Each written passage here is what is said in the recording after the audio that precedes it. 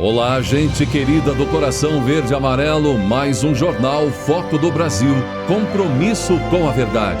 Sou Cleiton Basso, mais uma vez quero saber de qual lugar maravilhoso do nosso Brasil, de norte a sul, leste a oeste, ou de qualquer outro país, mundo afora, você assiste esta edição do jornal Foco do Brasil. Comente, opine, participe ainda do chat ao vivo e um aviso importante. Seja membro do Foco do Brasil para apoiar nosso trabalho. Vamos agora às notícias desta edição. Visitando o estado de Rondônia, o presidente Jair Bolsonaro cumpriu a agenda na capital, Porto Velho, para encontro com o presidente do Peru. Ao chegar em Porto Velho, o presidente brasileiro foi recepcionado por muitos populares.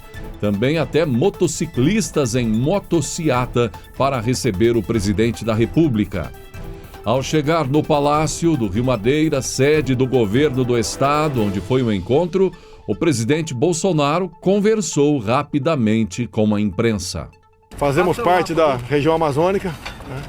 E vamos tratar de questões de defesa, crimes transnacionais, comércio, cooperações as mais variadas possíveis. É o espírito, né,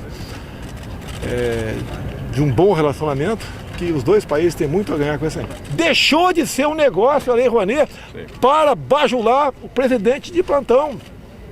Olha a Petrobras, um dos dirigentes da Petrobras esteve comigo agora, há pouco em Itaboraí, e ele falou que o endividamento da Petrobras de 2003 a 2015, por coincidência o PT, foi de 900 bilhões de reais. Vocês que botam combustível no carro, botam gasolina, estão reclamando, estão pagando essa conta. E alguns querem que quem roubou a Petrobras volte a roubar de novo. Tive há 2 semanas com o presidente do BNDES numa live minha. O que foi mal usado, desviado, roubado, né, do BNDES? O equivalente a quanto? 500 bilhões de reais. Uma parte disso, fazer obras fantásticas fora do Brasil. Parabéns ao PT pelo metrô de Caracas, pelo porto de Mariel, que vão pagar em charutos a gente, isso é para vocês, né? Charuto para você, o povo brasileiro, tá? Fizeram 3 hidrelétricas lá fora. O PT fez obras de saneamento fora do Brasil. Fez obras fantásticas, todas concluídas. Aqui ficou o esqueleto. Que começava a obra, no começo é muito bom, né? Dá propina para todo mundo, depois abandona. Estamos trabalhando nisso. Novos contratos com rodovias pelo Brasil. Agora há pouco a TV Globo falou que eu e meus filhos gastamos horrores com cartão corporativo. Pegou um senador para falar abobrinha, né? Que a Globo não quis botar o peito para fora, né? O meu gasto, como eu estou aqui hoje, tem despesa no cartão corporativo. Quando estive no Suriname, tem despesa. E eu viajo, diferente dos outros, né? Que não tinham o que viajar porque não tinham o que fazer.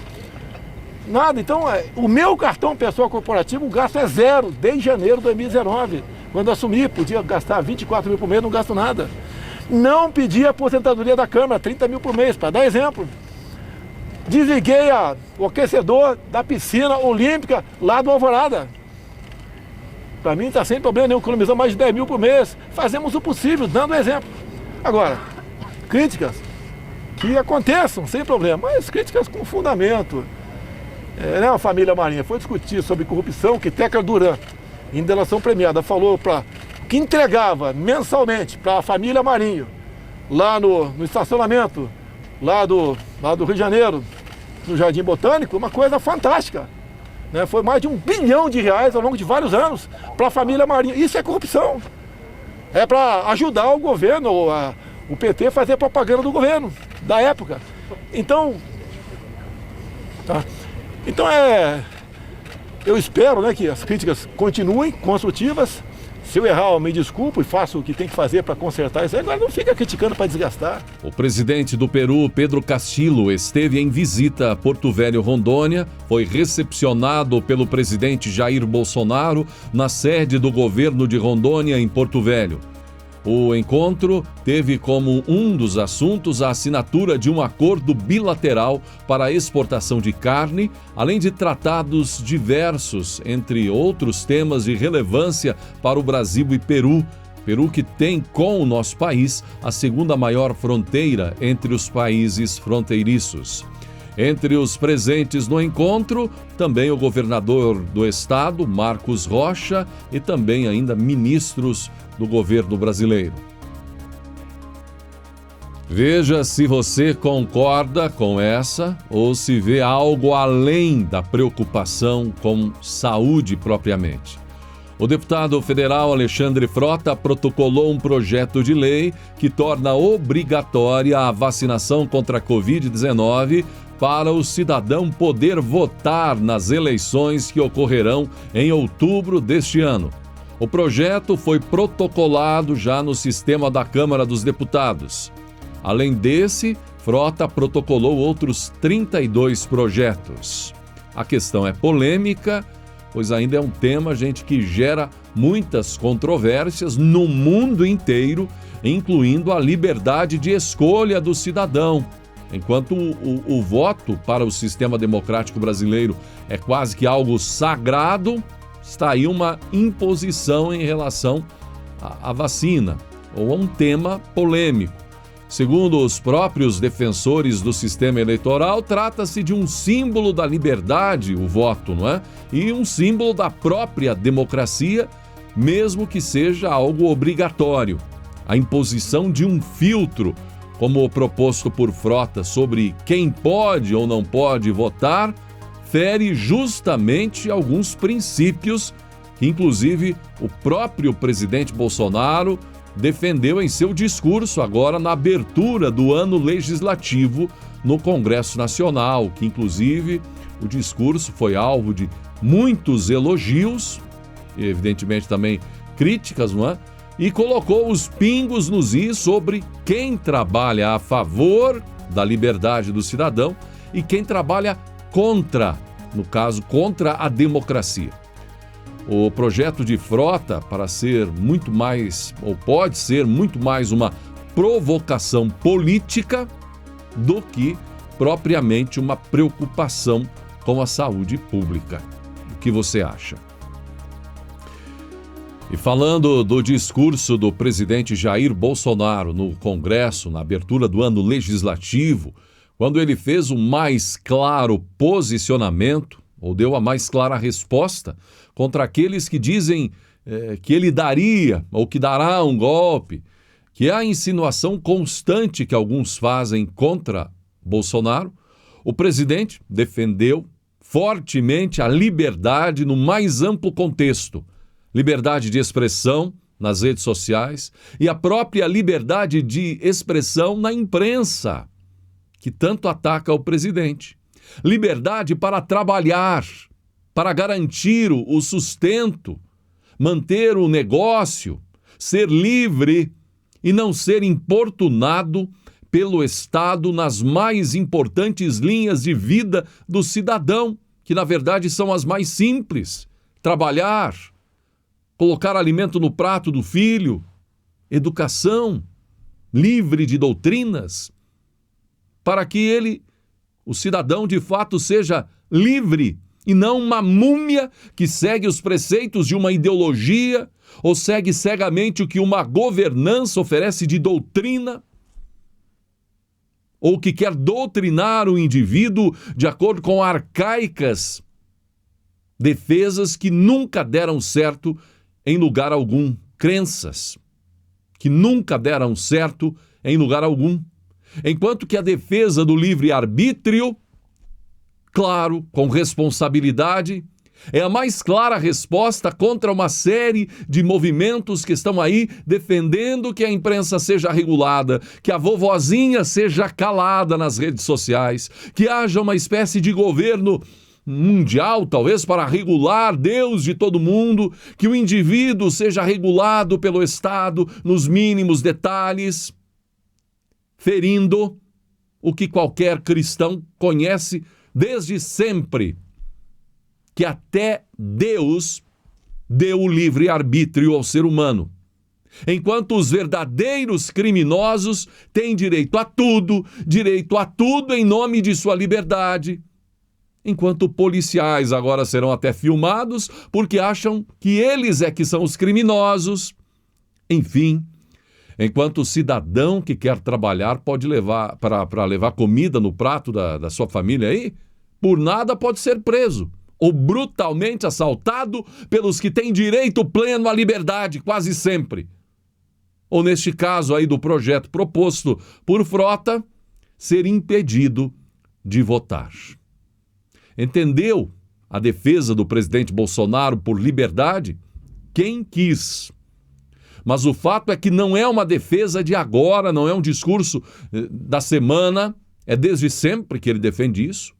E o antagônico da história é que doutrinados por aí acusam o presidente da República de querer um golpe contra a democracia, de atacar a imprensa, enquanto ele defende a liberdade de imprensa, de expressão, enquanto é ele que justamente foi e continua sendo um pilar na defesa do povo contra atitudes unilaterais e verdadeiramente que atentam contra a liberdade de vida, o direito democrático de expressão, de trabalho, de ir e vir, de cidadãos que não foram e não são ameaças para ninguém.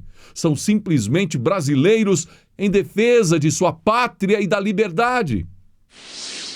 O presidente Jair Bolsonaro fez a primeira participação ao vivo de um presidente da República na Voz do Brasil.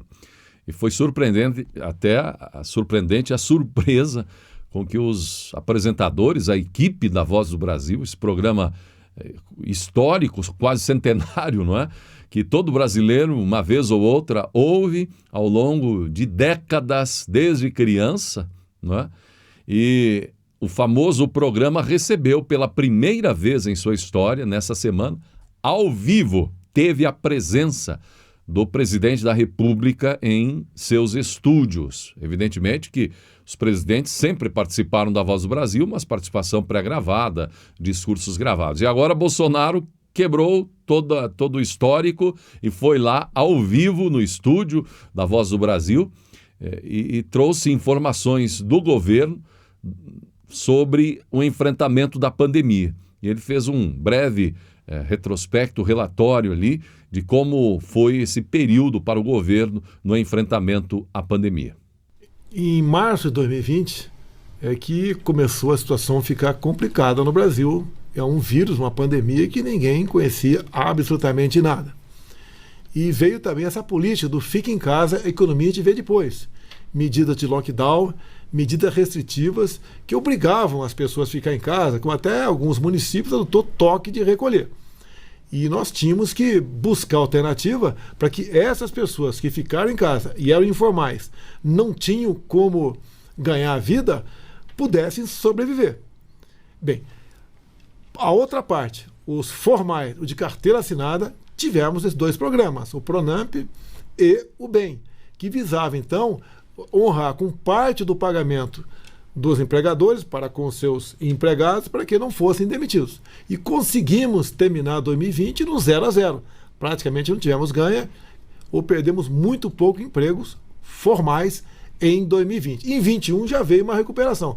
Terminamos 21 com 2.700.000 novos empregos criados no Brasil. É um sinal que a economia nossa funcionou. E eu sempre disse lá atrás, não podemos apenas combater o vírus. Temos que combater também o desemprego. O desemprego também mata. Então fizemos a nossa parte no tocante a isso. Aí sim, em grande parte com a ajuda do Parlamento Brasileiro, aprovando esses programas nossos. Diante do avanço da rede social chamada TikTok, onde muitos jovens e adolescentes expõem fotos, corpo seminu, enfim, em busca de like e até de recursos financeiros que a rede pode oferecer, a ministra da Mulher, da Família e dos Direitos Humanos, Damares Alves, fez um alerta aos pais e apontou que a gravidez de crianças e de adolescentes está muito atrelada ao uso das redes sociais. Segundo a ministra, os pais não podem repassar a responsabilidade ao Ministério da Saúde. Não vem papai e mamãe jogar no colo do Ministério da Saúde. Resolva, minha filha engravidou depois que deixou sua filha ir para o TikTok vender seu corpo. Uma coisa está muito atrelada com a outra, disse Damares. Damares também se manifestou contra o aborto e defendeu que há vida desde a concepção. Se acontecer uma gravidez, vida é vida, declarou Damares.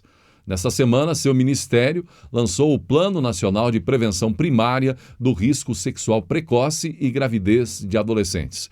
Segundo o governo, o objetivo da iniciativa é capacitar família, Estado e sociedade para evitar a gestação precoce.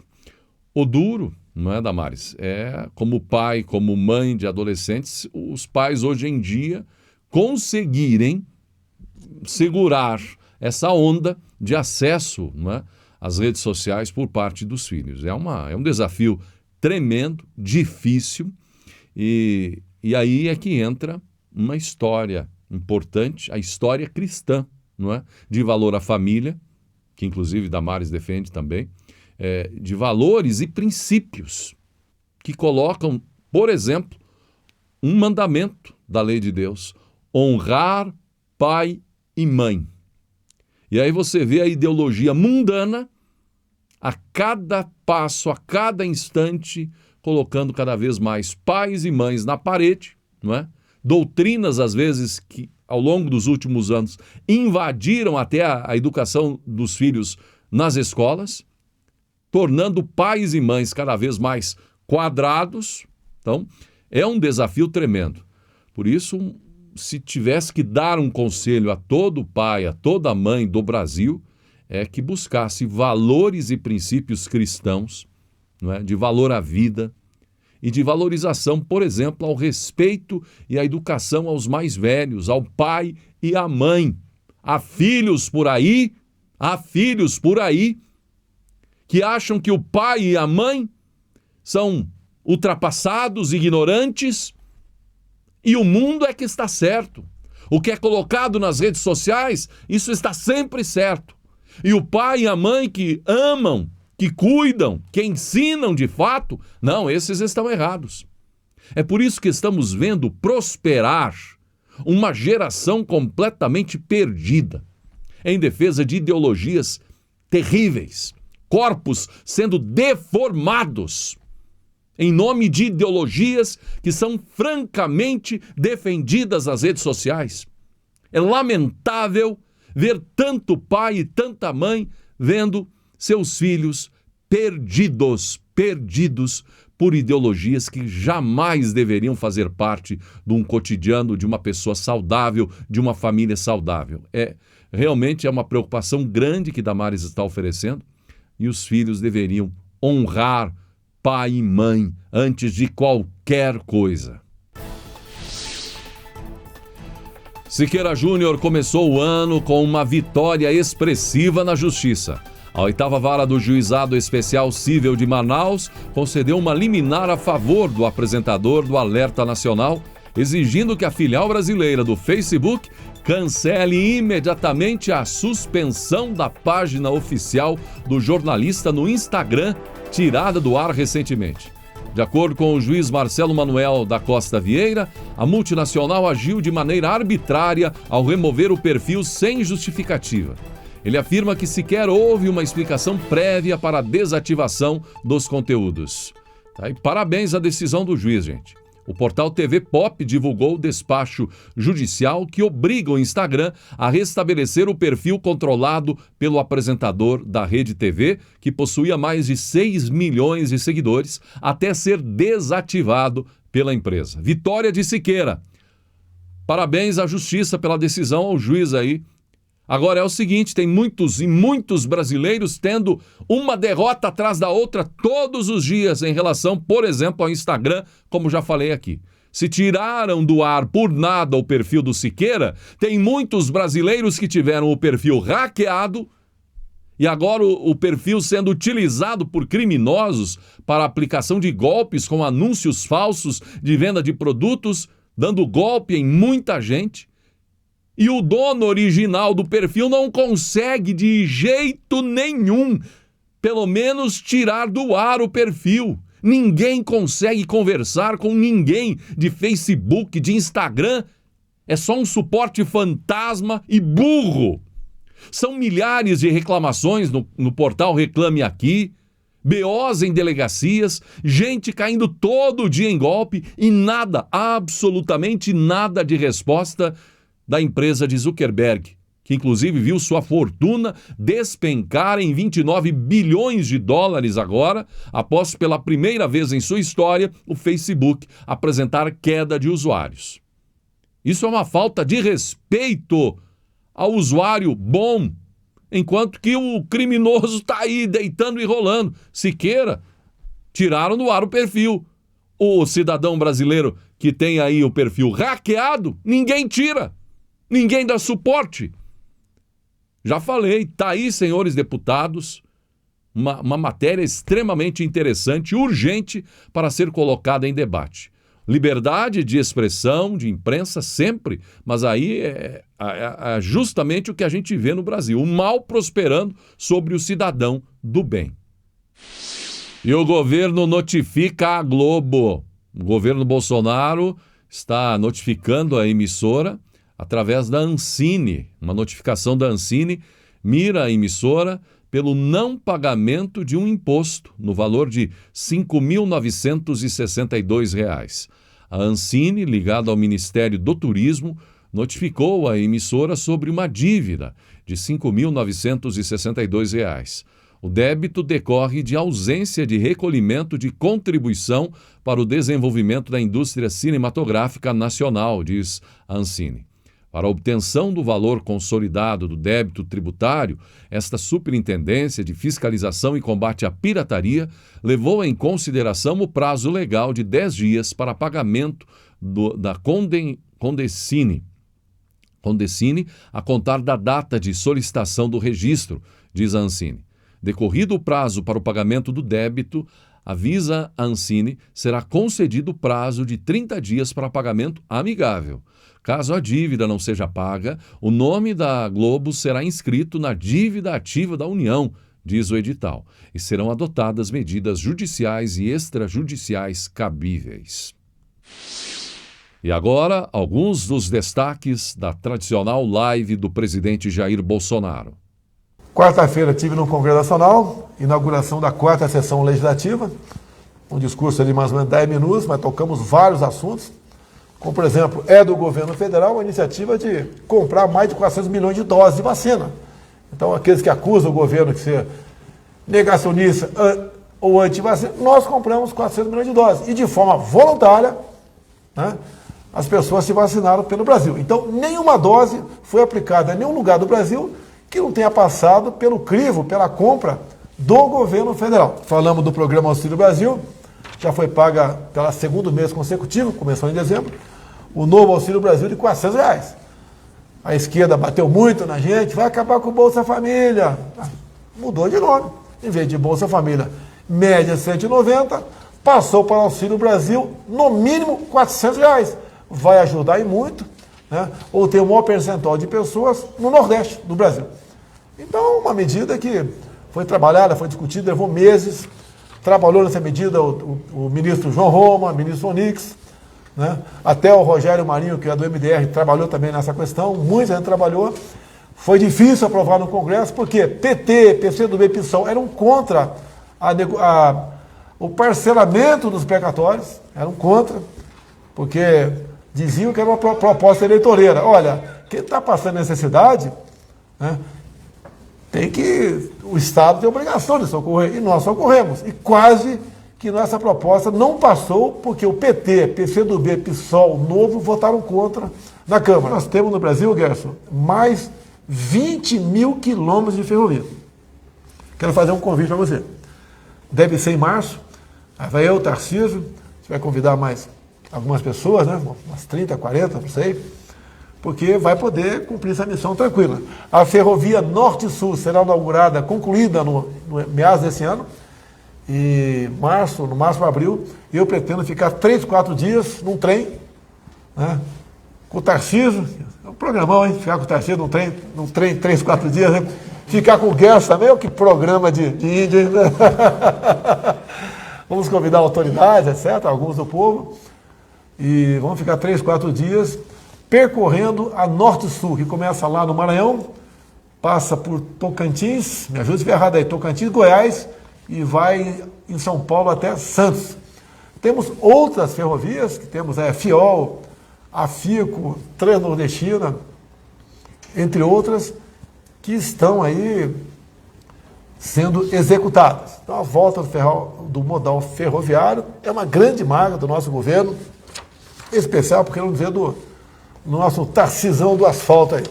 A troca de todos os tacógrafos no Brasil. Então, quem usa tacógrafo? São caminhões, ônibus, vans. Mais alguém? Tacógrafo? Tratores agrícolas, uma família deles também. Uma família dos tratores agrícolas. Bem, só a correção, não precisaria trocar o aparelho. Tá. Era só o disco de papelão pelo disco digital, e aí obrigaria a ter uma calibração anual, porque a bateria do CD ali era anual. Então vamos lá. Alguma empresa ou poucas empresas da iniciativa privada fariam essas aferições. Em vez de fazer uma aferição de R$240 a cada 2 anos, faz uma de R$240 por ano. É isso mesmo? Sim, senhor. Que maravilha, né? Olha como você pode... Olha, não quero acusar ninguém de corrupção, longe disso. Mas como você pode ficar rico no governo? É mole ficar rico no governo. Mole. É uma tentação aqui você ganhar dinheiro. E quem vai desconfiar? Não, quero... O disco digital é muito mais preciso. A aferição, mesmo o dono, o motorista de caminhão, pagando em vez de a cada 2 anos, mais 1 ano, é bom para a segurança dele, não sei o quê, não sei o quê. Como é fácil? O que é decreto de luto? O último decreto de luto foi pelo Olavo de Carvalho. Decretei um dia de luto para ele. Mas o que nós vimos ao longo desde quando se baixou decreto de luto no Brasil. Tínhamos 122 decretos de luto no Brasil. Então, em 2000 e pouco, muitos decretos foram revogados. Por quê? A pessoa, obviamente, já faleceu, não tem mais finalidade ter o decreto de luto incorporando, né, a quantidade enorme de decretos no Brasil. E nós também revogamos algum decreto. Bem, o que aconteceu? Aconteceu que, dadas as nossas revogações, né, que foi feita há pouco tempo, em 2020, falaram que eu revoguei o luto de padre Cícero, lá do Pernambuco. É isso mesmo? Tá, que cidade que fica lá? Só cheio de pau de arara aqui, não sabe que cidade fica padre Cícero, pô? Juazeiro do Norte, parabéns aí. É Ceará, desculpa, Ceará. Ah, então o que acontece? Dada aquela confusão toda, começaram a esquerda, né, a oposição, olha só, ele não tem respeito com o padre Cícero, e não sei o que, não sei o que. O que eu fiz? Eu liguei no mesmo dia, aqui para o chefe da SAGE, né, Secretaria de Assuntos Jurídicos, e falei, ô Pedro, vamos aí republicar o decreto de luto do padre Cícero. Não tinha necessidade de existir o decreto mais. Agora, a ideia dele, né?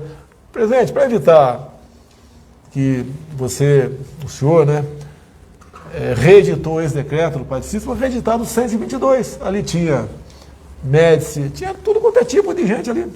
Nós resolvemos republicar 122 decretos. Prejudica aqui a nossa maneira de tratar com decretos, sim, prejudica, mas tudo bem. Tá?